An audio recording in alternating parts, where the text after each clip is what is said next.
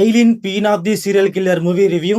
ఈ movie 1 hour and 43 minutes తో Netflix లో స్ట్రీమ్ అవుతుంది. ఇంకా మన ఛానల్ ఎవరైనా కొత్తగా వస్తే ప్లీజ్ డూ సబ్స్క్రైబ్. ఇంకా ఈ మూవీ ఎలా ఉందంటే, ఫస్ట్ ఆఫ్ ఆల్ ఇది ఒక బయోగ్రాఫికల్ డాక్యుమెంటరీ స్టోరీ అనమాట. అంటే మీరు అనుకున్నట్టు ఇది ఒక నార్మల్ మూవీ కాదనమాట.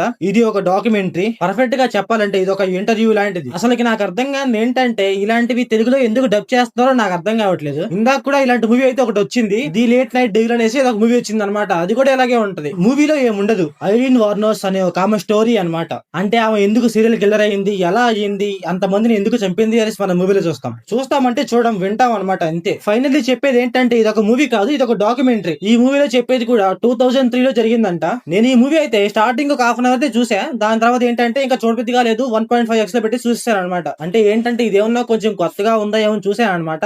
కాకపోతే ఏం లేదు, చాలా అంటే చాలా నార్మల్ గా ఉంటది. అండ్ ఈ మూవీ కూడా బ్లాక్ అండ్ వైట్ లో చూపిస్తా ఉంటారు. మనకి ఫస్ట్ ఆఫ్ ఆల్ చూడబుద్ది కాదు. సో ఓవరాల్ గా ఈ మూవీ ఎలా ఉందంటే నాకైతే నచ్చలేదు గైస్. మీరు మూవీ చూసి ఉంటే మీకు ఎలా అనిపించిందో కామెంట్ చేయండి. So thanks for watching.